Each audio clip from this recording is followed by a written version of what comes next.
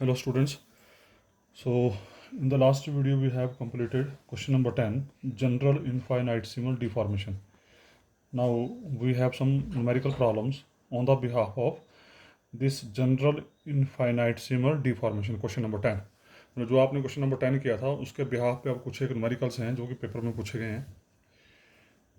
तो one by one देखते हैं जरा. क्वेश्चन नंबर 11 के टर्म में, for given displacement field find strain tensor या strain component at point 2, -1, 2 where the displacement field capital U is equal to, ये देखा हमें, x² y plus 5z² into I cap plus XY² z plus y² into J cap plus x² y² z² into K cap.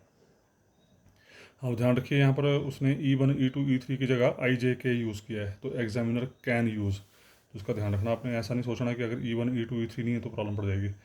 तो examiner can use IJK in place of E1, E2, E3. तो ये आपको U दे रखा है, इसका मतलब I जो है this is X component of this capital U, J component this is Y component of capital U, K component this is Z component of capital U. तो I कॉम्पोनेंट को नाम दे दिया मैंने UX, जे कंपोनेंट को नाम दे दिया मैंने UY और के कंपोनेंट को नाम दे दिया मैंने UZ. और you can write it as small UX, small UY, sorry small U, small V, small W, you can also write. ठीक है. तो उसने पूछा है कि ये आपको डिस्प्लेसमेंट कंपोनेंट दे रखे हैं and with the help of this find strain components. तो अब फार्मूले आपको पता है. स्ट्रेन कंपोनेंट्स क्या होते हैं? E11, E12, E13. तो यहाँ पर आप 1 की जगह यूज़ करेंगे X, 2 की जगह यूज़ करेंगे Y, 3 की जगह यूज़ करेंगे Z. तो पहला क्या आ गया? E11 मीन्स EXX, और EXX क्या होता है? UX, X. आप ये प्रीवियस क्वेश्चन में देख चुके हैं सब कुछ.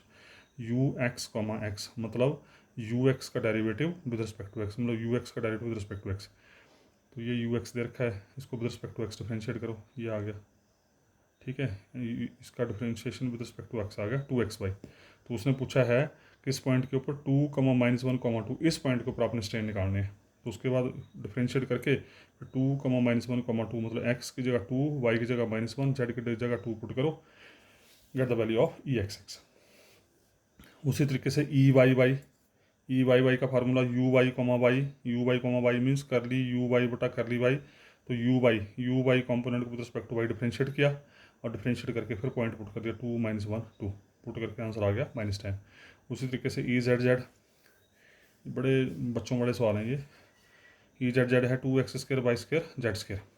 ठीक है. मैं डिफ्रेंशिएट करके आ गया ये 2x² y² z. तो EZZ की वैल्यू एट 2, -1, 2 ये आगे पुट करके x की जगह 2, y की जगह -1, z की जगह 2, 16. तो ये तीन हमने कौन सा स्ट्रेंड निकाल लिए? प्रिंसिपल स्ट्रेंड निकाल लिए. EXX, EYY, EZZ. उसके बाद EXY का formula half UX, Y plus UY, X. तो UX को पहले with respect to Y differentiate करो, फिर UY को with respect to X differentiate करो, फिर जो आएगा उसमें आपने पॉइंट 2, -1, 2 पुट करने हैं. तो आपके पास EXY आ जाएगा यहाँ पे. ठीक है जी. उसी तरीके से EYZ या EZY, अब you can now do easily. EZX equal to XZ formula लगा के, चाहे EZX लिखो चाहे XZ लिखो, एक ही बात है क्योंकि ये सिमेट्रिक होते हैं कंपोनेंट्स. तो ये आ गया यहाँ पे. ठीक है. वैल्यू पुट कर दी, फिर इसमें पॉइंट पुट कर दिया, x की जगह 2, y की जगह -1, z की जगह 2, ये आ गया. You have to write here EZX at 2, -1, 2. It is important. यहाँ पर भी लिखना पड़ेगा EYZ एट 2, -1, 2. उसी तरीके से ये सारे निकल गए आपके. Hence strain tensor is given by. तो स्ट्रेन टेंसर क्या बन गया? EIJ मीन्स मैट्रिक्स फॉर्म में EXX, EXY, EXZ, EYX, EYY, EYZ. अब इन सब की वैल्यू आपने निकाली है, रख दो. So this is the strain component. उसी तरीके से क्वेश्चन नंबर 12 पूछा है, सेम क्वेश्चन, सेम जैसे हमने अभी किया. ये आपको मैं होमवर्क दे रहा हूँ. वो है the displacement field in a body is specified by, is UX equal to. अब यहाँ पर इसने कॉम्पोनेंट फॉर्म दे रखा है, UX दे रखा है x की power 2 plus 3 whole into 10⁻³ U Y दे रखा है 3y² z इंटू 10⁻³ और यू जेड दे रखा है x + 3z इंटू 10⁻³ तो 10⁻³ कोई घबराने वाली चीज़ नहीं है, सिंपल कांस्टेंट टर्म साथ में है। तो बोल रहा है कि स्ट्रेन कंपोनेंट निकालो, स्ट्रेन कंपोनेंट्स निकालो एट पॉइंट 1, 2, 3। तो सेम प्रोसीजर है जैसे प्रीवियस क्वेश्चन किया, on the same lines ditto वैसे ही चलना है। और उसके बाद 15 नंबर क्वेश्चन है, given displacement components are u x, ये दे रखा है यू एक्स दे रखा है आपको C X into Y plus Z का होल स्क्वायर, यू बाई दे रखा है C Y into X plus Z का होल स्क्वायर, उसका यू जेड दे रखा है C Z into X plus Y का होल स्क्वायर, फिर सी इज़ कॉन्स्टेंट। तो बोलता है कि स्ट्रेन कंपोनेंट्स निकालो एट 1, 1, 1। तो सेम क्वेश्चन है दोनों ये, तो ये आपके लिए छोड़ रहा हूँ, यू विल डू इजली, तो कोई दिक्कत वाली बात नहीं। जैसे क्वेश्चन नंबर 12 था, U x you why you Z दे रखे हैं, E X X E Y Y E Z Z, simple differentiation with respect to X with respect to Y with respect to Z, और differentiate करने के बाद फिर point put करना आपने, जो पॉइंट दे रखा है पुट करके ये आपके पास आंसर आ गया हमारे पास। जैसे पॉइंट 1, 2, 3 पुट के तो आंसर आ गया 2 इंटू 10⁻³ 10⁻³ को एज इट इज़ ही साथ चलाना है, इसमें कुछ ज़्यादा टेंशन नहीं है। तो अगला आ जाएगा 36 इंटू 10⁻³, अगला आ गया 3 इंटू 10⁻³, वैसे ई एक्स वाई 0 आ गया, ई वाई जेड आपका आ गया 6 इंटू 10⁻³, ठीक है जी। उसके बाद ई जेड एक्स आ गया हाफ इंटू 10⁻³। तो ई आई जे अब सारी वैल्यू निकाली हैं, पुट कर दो यहाँ पे 10⁻³ पूरे मैट्रिक्स में कॉमन आ रहा, बाहर निकाल दिया एंड वी लेफ्ट दिस। तो उसके बाद क्वेश्चन नंबर 13 जो है उसको आप खुद करेंगे, क्वेश्चन मैंने आपको बता दिया, ठीक है जी। तो सेम क्वेश्चन है, डिस्प्लेसमेंट्स दे रखी हैं और आपने स्ट्रेन निकालने, तो they are easy questions you can do. So this is your question number 13। उसका क्वेश्चन नंबर 14 जो है, it is again very simple question, paper में आया हुआ है। If u is equal to u of x comma y, now ध्यान रखिए this x component जो डिस्प्लेसमेंट का है it is function of x and y, v is function of x and y, डब्ल्यू इज इक्वल टू 0। अब यहाँ पर u x you why you z के बजाय यू वी डब्ल्यू यूज़ कर रहा है, तो ये पेपर में तुमने ध्यान रखना है कि क्या यूज़ कर रहा है वो, ठीक है। Small you V W use कर रहा है, you x you why you Z use कर रहा है, तुमने देख लेना है। फाइंड रोटेशन कंपोनेंट, पिछले क्वेश्चंस में उसने पूछे थे स्ट्रेन कंपोनेंट, यहाँ पूछे उसने रोटेशन कंपोनेंट कौन सा, omega x y, omega y z and omega z x, ये पूछे हैं इसने। तो यू वी डब्ल्यू आपको दे रखे हैं, u is function of x y, v is function of x y, omega डब्ल्यू इज इक्वल टू 0। तो ओमेगा एक्स वाई का फार्मूला, ओमेगा एक्स वाई का फार्मूला होता है हाफ, ये निकाल चुके हैं आप क्वेश्चन नंबर 10 में। ओमेगा एक्स वाई का फार्मूला हाफ करली यू और curly y minus curly v और curly x. Omega y z का फार्मूला है half curly v over curly z minus curly डब्ल्यू ओवर करली वाई, और डब्ल्यू z x का formula है हाफ करली डब्ल्यू over curly x minus curly u over curly z. तो omega x y तो यही आ गया, यू का derivative with respect to y exist करेगा, वी का derivative with respect to x भी एग्जिस्ट करेगा, तो यू एक्स वाई तो आ गया यही, ओमेगा एक्स वाई आ गया ये। उसका ओमेगा वाई जेड हो गया 0, क्योंकि v is function of x and y, we are differentiating with respect to z, so derivative is 0, डब्ल्यू इज़ 0, तो ये 0 हो गया, यहाँ डब्ल्यू 0, u is function of x and y with respect to z differentiation 0, तो इट इज इक्वल टू 0। तो सिर्फ और सिर्फ ओमेगा एक्स वाई आया, ओमेगा वाई जेड और ओमेगा जेड एक्स दोनों 0 हो गए।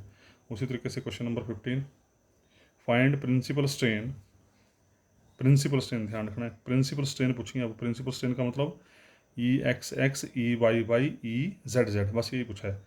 Corresponding to displacement components U1 U2 U3।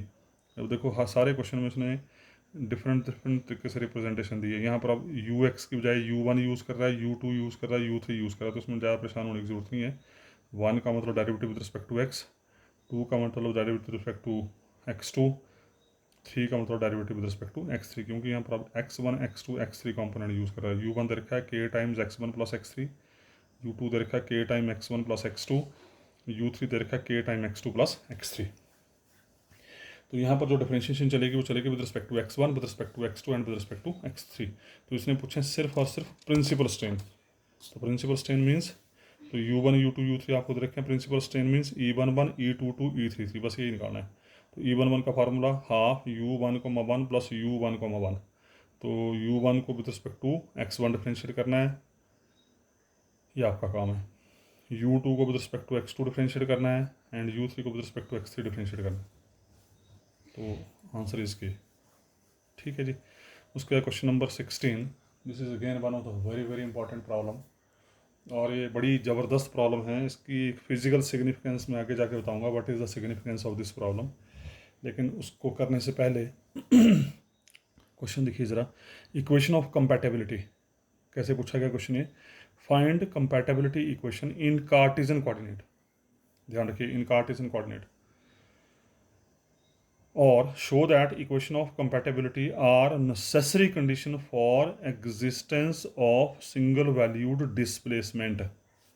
बोलता है कि अगर डिस्प्लेसमेंट एग्जिस्ट करती है स्ट्रेन की वजह से, तो उस केस में डिफॉर्मेशन की वजह से, तो ये कंपैटिबिलिटी वाली जो कंडीशंस हैं दे आर वेरी नेसेसरी, मतलब अगर ये कंपैटिबिलिटी वाली कंडीशन एग्जिस्ट करेंगी तब ये डिस्प्लेसमेंट होगी। और show by differentiation of the strain component, मतलब स्ट्रेन कंपोनेंट को डिफरेंशिएट करते हुए प्रूव करो E I J equal to half U I comma J plus U J comma I, that equation of compatibility are necessary condition for existence of conditions single valued displacement, और ये आपकी necessary condition है। ठीक है जी। और simply ही can ask find the compatibility equation, compatibility equation in Cartesian coordinate या compatibility equation in tensor form, तो ये तुमने देखना है यहाँ पे। ठीक है जी।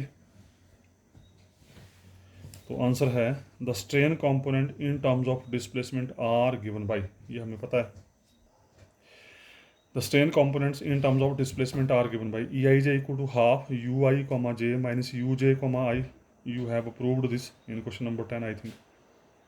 क्रॉस मल्टीप्लाई किया, two E I J equal to U I comma J minus U J comma आई, कोई दिक्कत नहीं क्रॉस मल्टीप्लाई करके। Where capital u i are component of displacement, ध्यान रखिए यू आई आर, ये जो यू आई है they are component of displacement. Let capital p zero x i zero, now you are familiar with this point, be any point in the region r, जिस body के ऊपर आप experiment कर रहे हो उसके ऊपर आपने एक पॉइंट लिया, एट विच डिस्प्लेसमेंट, उस पॉइंट के ऊपर जो डिस्प्लेसमेंट है say that is equal to you J not, question number 10 में आप देख चुके हैं। एंड कंपोनेंट ऑफ रोटेशन, और कंपोनेंट ऑफ रोटेशन ले लिया हमने omega not i j, are known to us, ये भी हमें पता है, ये भी हमें पता होगा। तो ये कुछ ऐसी डायग्राम है, this is x2 direction, this is x3 direction, this is x1 direction. ये बॉडी है जिसके ऊपर आप एक्सपेरिमेंट परफॉर्म कर रहे हैं, इसके ऊपर पी जीरो पॉइंट ले लिया एक्स आई नॉट, या और ये पी आई डैश पॉइंट लिया, पी डैश पॉइंट लिया एक्स आई डैश। अब ध्यान से देखेंगे ज़रा आप लोग, now we will find capital U J. अब हमारा टारगेट क्या है, इस कैपिटल यू जे को निकालना at point p dash x dash, इस पॉइंट के ऊपर इन टर्म्स ऑफ ई आई जे। तो पहले यू जे को इन टर्म्स ऑफ ई आई जे निकालेंगे by means of line integral, line integral को ओवर द कर्व सी, इस लाइन इंटेग्रल को यूज़ करते हुए हमने इस यू जे को निकालना है इन terms of E I J, joining the points P zero and P dash, मतलब इस सी कर्व को ये जो दो पॉइंट ज्वाइन कर रहे हैं, इसके ऊपर लाइन इंटेग्रल लेके हम क्या करेंगे, with the help of line integral we will find U J in terms of E I J. कैसे फाइंड आउट करेंगे देखते हैं ज़रा, कैसे फाइंड आउट करेंगे देखें ज़रा। Therefore displacement you J X I dash, इस पॉइंट के ऊपर पी डैश पॉइंट के ऊपर जो डिस्प्लेसमेंट है वो ले ली मैंने you J X I dash, P not point के ऊपर डिस्प्लेसमेंट क्या है u J not, you J not बोलो या यू जे ब्रैकेट में एक्स नॉट बोलो, एक्स आई नॉट बोलो, तो यू जे डैश लिखो या U J of X I dash लिखो, एक ही बात है। ठीक है जी, इसमें कोई कन्फ्यूजन नहीं होनी चाहिए, यू जे डैश लिखो या U J X I dash लिखो, एक ही बात है। उसी तरीके से यू जे नॉट लिखो या U J of X naught लिखो, एक ही बात है। ठीक है जी, U J of X naught लिखो, एक ही बात है। यू जे डैश लिखो या U J of X I dash लिखो, यू जे सिर के ऊपर नॉट लिखो या U J of X naught लिखो, तो इसमें कन्फ्यूजन नहीं करना आपने, ध्यान से। ओके, तो हम U J of X I dash ये लेके चले, और इसको मैं लिख रहा हूँ U J naught plus integration P naught to P dash D U J. जब आप इस इंटीग्रल को सॉल्व करेंगे, जब आप इस इंटीग्रल को सॉल्व करेंगे और उसमें यू जे नॉट ऐड करेंगे तो यही वापस आएगा, करके देख लो चाहे, देखो ज़रा। डी यू जे की डिफरेंशिएशन क्या होगी, सॉरी इंटीग्रेशन क्या होगी, u j limit from p zero P dash, ये यू जे नॉट, इसकी इंटीग्रेशन आ गई u j limit from p zero to P dash. तो जब पी डैश वाली लिमिट पुट करेंगे तो ये क्या बन जाएगा यू जे डैश, ठीक है, upper limit minus lower limit, ये बन जाएगा you J dash minus U J not, तो यू जे नॉट कैंसिल हो गया और यू जे डैश आपका बच जाएगा, यू जे डैश या U J of X I dash जो है वो बच जाएगा। तो अल्टीमेटली बोलने का मतलब जब आप इसको इंटीग्रेट करेंगे तो इसको सॉल्व करके यही वापस बनता है रिजल्ट, कोई दिक्कत नहीं। उसके बाद U J naught integration P zero to P dash D U J, अब ये इसकी डिफरेंशियल फॉर्म है और इस डिफरेंशियल फॉर्म को मैं बड़ी डिटेल में फ्लूइड डायनामिक्स के, मैंने बोला था आपको शुरू में बोला था, फ्लूइड डायनामिक्स के lecture number 1, lecture number 2, lecture number 3 को ध्यान से दोबारा से सुन लो और ये सारी चीज़ें आपको वहाँ मिल जाएंगी। ठीक है जी। तो ये डी यू जे की डिफरेंशियल फॉर्म होती है, करली यू जे और करली एक्स के इंटू डी एक्स के, ये इसकी डिफरेंशियल फॉर्म है और ये मैंने बड़ी डिटेल में बताई कि किस तरीके से डिफरेंशियल फॉर्म बनती है। उसके बाद करली यू जे और करली एक्स के को we can write u J comma k, या आपको पता है इस चीज़ का, इस कॉमा के राइट साइड में सुफिक्स का मतलब we are differentiating this function with respect to this, तो करली यू जे और करली एक्स के लिखो या यू जे कॉमा के लिखो, एक ही बात है। उसके बाद यू जे कॉमा के, you know very well, you J comma के मैंने क्या किया यहाँ पे, यू जे कॉमा के में मैंने यू जे कॉमा यू के कॉमा जे ऐड किया, यू के कॉमा जे सब्ट्रैक्ट किया और सब्ट्रैक्ट करने के बाद ये बन जाएगा ई, ये चीज़ बन जाएगी ई जे के प्लस ओमेगा जे के, ये यू जे के को मैं लिख रहा हूँ ई जे के प्लस ओमेगा जे के, जो कि आप क्वेश्चन नंबर 10 में देख चुके हैं। फिर E J K equal to half of this and omega J K equal to half of this, ये होता है सिमेट्रिक, ये होता है स्क्यू सिमेट्रिक, ये आप क्वेश्चन नंबर 10 में देख चुके हैं। उसके बाद मैंने क्या किया, इंटीग्रल अलग अलग कर दिए, P zero to P dash E J K D X K and P zero to P dash omega J K D X के, और इसको नंबर 1 कर दिया। अब मेरा मेन टारगेट है इन इंटीग्रल को सॉल्व करना, सॉल्व करो, पुट करो एंड गेट द रिजल्ट। पहले हमने इस इंटीग्रल को ले लिया, I am taking P zero to P dash omega J K D X K लेके चला, इसको I am writing P zero to P dash omega J K D of x के की जगह लिख दिया मैंने एक्स के माइनस एक्स के dash, because we are integrating with respect to x k, तो इसका मतलब यहाँ पर with respect to x k integration अगर लेते हैं तो एक्स के डैश इज कॉन्स्टेंट हियर, तो डी ऑफ एक्स के डैश इज 0, तो ultimately this will not effect the system, so we can replace x k by x के minus x के डैश। उसके बाद प्रोडक्ट रूल लगाया, first function second function, first function integration of second minus फिर whole integration derivative of first, derivative of first integration of second, ये मैंने rule लगा दिया यहाँ पे और रूल लगा के आपके पास आ गया। देखो first function integration of second, जब इंटीग्रेशन ऑफ सेकंड करेंगे तो डी था साथ में, डी की इंटीग्रेशन कैंसिल होगी, एक्स के माइनस एक्स के dash P zero P dash minus whole integration derivative of first omega J K का डेरिवेटिव आ गया, ये विद रिस्पेक्ट टू एल ले लिया derivative, into integration of second, integration of second बन गई एक्स के माइनस एक्स के dash D x L, because we are differentiating with respect to L, so integration with respect to D x L आ गई। उसके बाद जब upper limit put की तो ये बन गया डैश, जब अपर लिमिट पुट की तो एक्स के की जगह आ गया एक्स के डैश, ये तो फिक्स है, जब लोअर लिमिट पुट की तो ये बन गया ओमेगा जे के सिर के ऊपर नॉट, और जब यहाँ लोअर लिमिट पुट की तो एक्स के सिर के ऊपर नॉट माइनस एक्स के डैश फिक्स है, minus integration P zero to P dash ये omega J k comma l as it is, x के माइनस एक्स के डैश डी एक्स एल ये एज इट इज़, को फर्क नहीं पड़ा। उसके बाद ये टर्म जीरो होगी because they are same terms, तो दिस रिजल्ट इज़ ज़ीरो, कोई दिक्कत नहीं है, ठीक है जी, दिस टर्म इज़ ज़ीरो, तो बी लेफ्ट विद ये टर्म माइनस ये टर्म, तो ये आ गया यहाँ पे माइनस टाइम, इसमें माइनस साइन को मैंने अंदर एडजस्ट कर दिया, एक्स के डैश माइनस एक्स के नोट कर दिया, इस माइनस साइन को भी अंदर एडजस्ट कर दिया, एक्स के डैश माइनस एक्स के, इस माइनस को यहाँ एडजस्ट कर दिया, इस माइनस को यहाँ एडजस्ट कर दिया।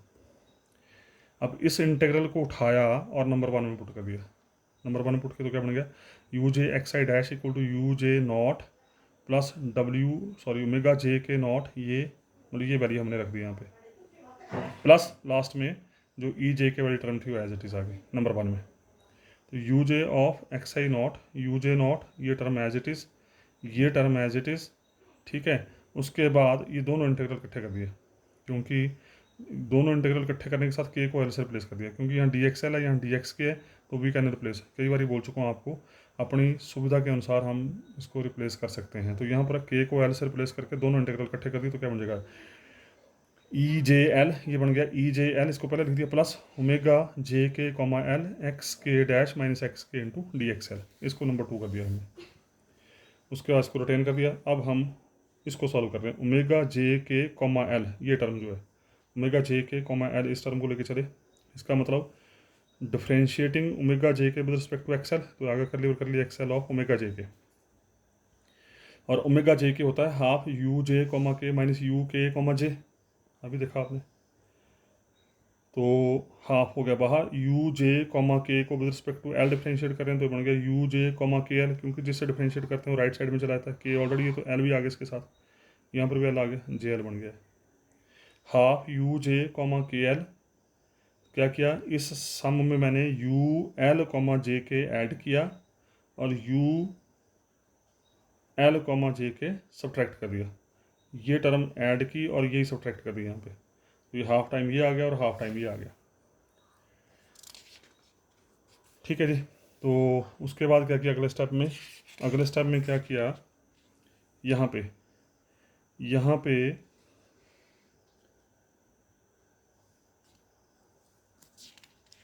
यहाँ पे के वाला डेरिवेटिव मैंने बाहर निकाल दिया। आप यहाँ पर के एल लिखो या एल के लिखो, उसमें कोई प्रॉब्लम नहीं है। यहाँ आप जे के लिखो या के जे लिखो राइट साइड में, कॉमे के राइट साइड में। तो यहाँ पे मैंने क्या किया, करली ओवर करली एक्स के निकाल दिया बाहर। तो करली ओवर करली एक्स के जब बाहर निकाला तो यहाँ क्या बचेगा, यू जे कॉमा एल, यहाँ क्या बचेगा यू एल कॉमा जे, और इससे मैंने जे बाहर निकाल दिया, जो सेम है वो बाहर निकाल दिया। यहाँ सा सेम, यहाँ पर सेम था के, इसको बाहर निकाल दिया डेरिवेटिव में, यहाँ जे निकाल दिया, तो यहाँ पर करली ओवर करली एक्स जे बाहर आ जाएगा, अंदर बचेगा यू के comma L plus U L comma के। और मैं आपको यहाँ पर एक एडवाइस देना चाहूँगा कि मैं जो बोल रहा हूँ आप कॉपी पेंसिल पकड़ें और मेरे साथ साथ इस चीज़ को करें, कॉपी पेंसिल पकड़ के अपने हाथ से करें जो मैं बोल रहा हूँ यहाँ पे, तो आपको ज़्यादा अच्छे से समझ आएगा। तो ये आ गया। तो पहले सेट में हमने करली over curly x k common ले लिया, दूसरे सेट में करली ओवर करली एक्स जे कॉमन ले लिया, and this is nothing but this is E I J, मतलब E I J means J L, ये बन गया, ये टर्म बन गई e J l by defining, ये टर्म बन गई ई के एल बाई डिफाइनिंग, और we are differentiating e J l with respect to k, तो कॉमा लगा के राइट साइड में किया गया। वी आर डिफ्रेंशिएटिंग ई के एल विद रिस्पेक्ट टू जे, तो के एल के साथ कॉमा लगा के जे साइड आ गया। इस वैल्यू को उठाया और नंबर 2 इनपुट कर दिया। ये जो अभी आपने डेरिवेटिव निकाला, ओमेगा जे के कॉमा एल, इसको उठाया और नंबर 2 में रख दिया यहाँ पे। तो first term as it is, ये टर्म एज इट इज़, ये टर्म एज इट इज़, और यहाँ पर आके ये वैल्यू रख दी, ये term as it is, D x L as it is. उसके बाद बन गया ये you J naught omega naught J K X के dash minus x K naught plus integration P zero to P dash E J L sorry, इस पूरे integral के अंदर ये जो पूरी टर्म है, ये पूरी टर्म को नाम दे दिया मैंने यहाँ पे यू जे एल, यहाँ से लेके यहाँ तक पूरी टर्म को नाम दे दिया u J L into d x l, where u J l equal to e J l plus e J L comma k minus ई के L comma j whole into x के डैश माइनस एक्स के। तो इस integral के अंदर जो term थी इस पूरी को नाम दे दिया मैंने यू जे एल। उसके बाद आगे, अब ये थोड़ा सा आपको याद करना पड़ेगा यहाँ पे, क्योंकि ये अब लोअर क्लासेस के रिजल्ट्स हैं। Since the displacement capital u i are single valued function, बता चुके हैं सिंगल वैल्यूड फंक्शन है ये, therefore must be independent of path of integral. और ये इसका मतलब यहाँ पर बोलने कि अगर सिंगल वैल्यूड फंक्शन है तो इसका इंटेग्रल से कोई लेना देना नहीं, इंटेग्रल से कोई लेना देना नहीं, मतलब they are exact differential. Exact differential का मतलब इसके पास गारंटेड सोल्यूशन होगा। तो you J comma L is exact differential, this U J comma L is exact differential. Exact differential मतलब it has solution. Necessary and sufficient condition for this function to be exact differential is, ये आप lower class में पढ़ते थे अगर आपको याद हो, m d x plus n d y equal to zero type की अगर डिफरेंशियल इक्वेशन आपके पास है तो ये डिफरेंशियल इक्वेशन एग्जैक्ट कहलाएगी। एग्जैक्ट मतलब इस डिफरेंशियल इक्वेशन के पास सोल्यूशन होगा अगर m का derivative with respect to y और n का derivative with respect to x आपस में बराबर होंगे। m का derivative with respect to y, n का derivative with respect to x आपस में बराबर होंगे, तो ये इक्वेशन बन जाएगी एग्जैक्ट। क्योंकि ये इक्वेशन एग्जैक्ट है, तो उसके पास सोल्यूशन होगा तो ये कंडीशन होगी। तो यू जे एल के ऊपर कंडीशन है, यहाँ पर m और n थे, यहाँ पर कौन है यू जे एल, तो यू जे एल का derivative with respect to i और यू जे आई का derivative with respect to l। m का काम कर रहा है यू जे एल, n का काम कर रहा है यू जे आई, तो यू जे एल का derivative with respect to I and U जे आई का derivative with respect to L, ये आपस में बराबर होंगे।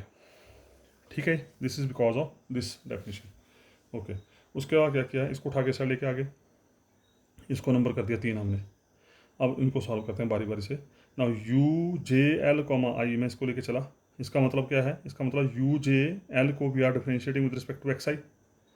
यू जे एल मतलब ये ऊपर लिखिए आपने इक्वेशन, तो we are differentiating this full equation with respect to x i differentiated.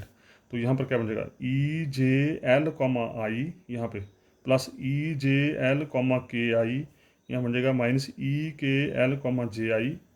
ठीक है, प्रोडक्ट रूल चलेगा, first function derivative second, second function derivative first with respect to x I. तो ये आ गया देखो, E J L comma I first function ही X के dash minus x K as it is और इसका derivative with respect to I. तो ये आ गया यहाँ पे आई। तो उसका प्लस क्या होगा, सेकंड फंक्शन ये as it is into derivative of this with respect to x I. तो उसका derivative with respect to x I, X के डैश का derivative with respect to x I 0 हो गया, क्योंकि it is independent of x K. ठीक है, तो एक्स के का डिफरेंशिएशन आ गया, कर ली एक्स के ओवर कर ली एक्स के ओवर कर ली एक्स आई।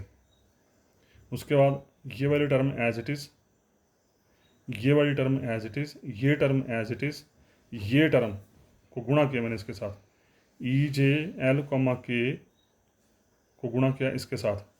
तो करली एक्स के ओवर करली एक्स आई, ये टर्म पहले भी आ चुकी है, करली एक्स के ओवर करली एक्स आई लिखो या डेल्टा के आई लिखो, एक ही बात है, क्योंकि डेल्टा के आई की वैल्यू 1 या 0 होती है, तो इसकी वैल्यू 1 या 0 होगी। अगर के और आई बराबर होंगे तो उसकी वैल्यू 1 होगी, के और आई डिफरेंट होंगे तो उसकी वैल्यू 0 होगी। तो this is treated as del k i. तो ये इसके साथ गुणा हो गया, उसी तरीके से इसके साथ गुणा हो गया। जब इसके साथ गुणा करेंगे तो यहाँ पर आ गया ई के एल कॉमा जे डेल्टा के आई।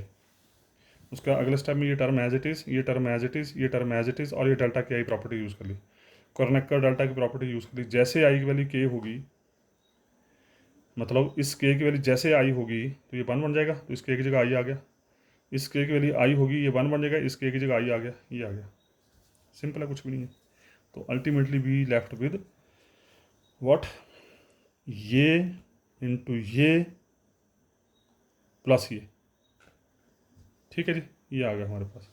और ये जो है ई जे, ये e J L comma i, e J L comma i, ये टर्म और ये टर्म कैंसिल हो जाएगी, and we left with this term and this term, ये लिखी मैंने यहाँ पे।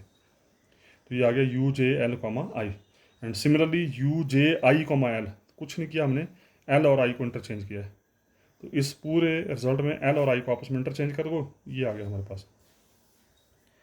ठीक है जी। उसके बाद this imply E J L comma के आई माइनस ई के L comma J I into x के डैश माइनस एक्स के plus E I L comma J minus, इनको घटा दिया दोनों को आपस में, दोनों को घटा दिया, दोनों को घटा के ये आ गया हमारे पास, कोई दिक्कत नहीं है, इक्वल टू 0। ठीक है जी। उसके बाद ई जे एल कॉमा के आई माइनस ई के L comma J I into ये term as it is, E I L comma J, क्योंकि ये आपका ई आई जे सिमेट्रिक होता है, तो ई आई एल लिखो या ई एल आई लिखो, कोई फर्क नहीं इसमें। ई आई एल कॉमा जे लिखो या ई एल आई कॉमा जे लिखो, तो लिखा है E L I comma J last में, और इनको गुणा करके खोल दिया। ठीक है जी, सॉरी नहीं, इसको भी as it is minus sign से मल्टीप्लाई कर दिया, माइनस साइन ई जे आई कॉमा के एल माइनस ई ब्रैकेट में E K I comma J L into this, और ये आ गया इक्वल टू 0। और अगर आप ध्यान दें तो यहाँ से ये और ये term goes out, simple calculation और कुछ भी नहीं है, ओपन द ब्रैकेट्स और कुछ नहीं है, ये कैंसिल आउट, और इन दोनों में एक्स के dash minus x k common आ गया, इसमें भी और इसमें भी एक्स के dash minus x k common आ गया, तो ये टर्म आ गई हमारे पास। बट एक्स के dash minus x k is arbitrary, so it is not equal to 0। If it is not equal to 0 तो उसका मतलब इज इक्वल टू 0। तो ये आ गया हमारे पास। ई मैंने क्या किया, यहाँ से माइनस साइन कॉमन लिया, इसमें माइनस साइन कॉमन लिया, ध्यान से देखते जाना, और ई जे आई कॉमा के एल पहले लिख दिया, माइनस साइन कॉमन लेंगे तो ये प्लस हो जाएगा, ये प्लस हो जाएगा, ई के एल कॉमा जे आई ये लिख दिया, ये माइनस हो जाएगा, ई K I comma J L ये लिख दिया, minus E J L comma के आई ये लिख दिया। उसके बाद अपनी सुविधा के अनुसार ई जे आई को लिख दिया मैंने ई आई जे, क्योंकि ई आपका सिमेट्रिक होता है, तो ई जे आई लिखो या ई आई जे लिखो। ये ई के एल एज इट इज़ रहने दिया, ये ई के आई को हमने ई आई के लिख दिया, और ई जे एल कॉमा के आई को आई के लिख दिया। So this is known as equation of compatibility. ये और इसको करना है आपने याद, this is equation of compatibility in terms of tensor form, mind it, in terms of tensor form. और जब इस टेंसर फॉर्म इक्वेशन को आप कार्टेशियन फॉर्म में कन्वर्ट करेंगे तो आपके पास 4 सुफिक्सेस, आप ध्यान रखना, मेरी बात ध्यान से सुन लेना क्योंकि अगला टास्क मैं आपको दे रहा हूँ। आई जे के एल, आई की वेरिएशन में 1 2 3, जे की वेरिएशन में 1 2 3, के की वेरिएशन में 1 2 3, एल की वेरिएशन में 1 2 3। जो कॉमा के राइट साइड में है दे रिप्रेजेंट डेरिवेटिव, और जो कॉमा के इस साइड है लेफ्ट साइड में दे रिप्रेजेंट सिंपल टेंसर, ध्यान रखना चाहिए इसका। तो आई की वैल्यू, जे की वैल्यू, के की वैल्यू, एल की वैल्यू, चारों की वैल्यू 1 2 3, 1 2 3 का मतलब एक्स वाई जेड। अगर टेंस इसमें कार्टेशियन फॉर्म में जाना तो चारों जो हैं they varied from X comma Y comma Z, I की वैल्यू एक्स, आई की वैल्यू वाई, आई की वैल्यू जेड, उसी तरीके से जे के एल। तो आपने बारी बारी से पेज पकड़ो, पेंसिल पकड़ो, पहले आई की वैल्यू एक्स वाई जेड दे लो, 1 2 3 4 टर्म हैं ये 4 टर्म्स हैं।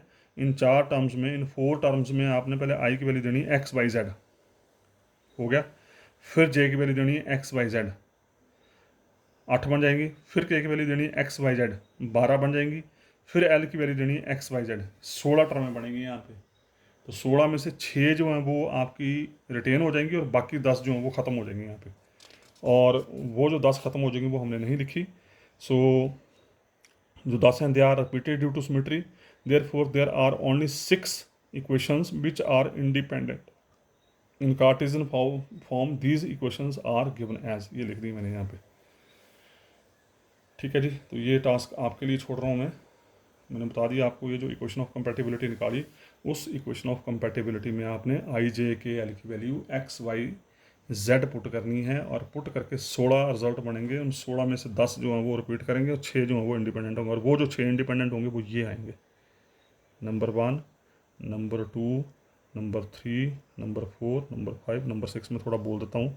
पहली बनेगी curly square over curly Y curly Z of E X X plus curly square over curly X square E Y Z minus curly square over curly X curly Y E Z X minus curly square over curly Z curly X E X Y equal to 0। ठीक है जी, पहली equation बनेगी।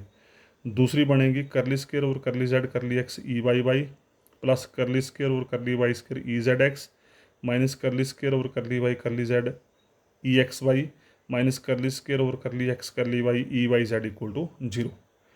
तीसरी बनेगी curly square over curly X curly Y E Z Z plus curly square over curly Z square E X Y minus curly square over curly Z curly X E Y Z minus curly square over curly Y curly Z E Z X equal to 0। चौथी बनेगी 2 time curly square over curly X curly Y E X Y is equal to curly square over curly Y square of E X X plus curly square over curly X square of E Y Y. पाँचवीं बनेगी 2 curly square of करली square over curly Y curly Z E Y Z equal to curly square over curly Z square E Y Y plus curly square over curly Y square E Z Z.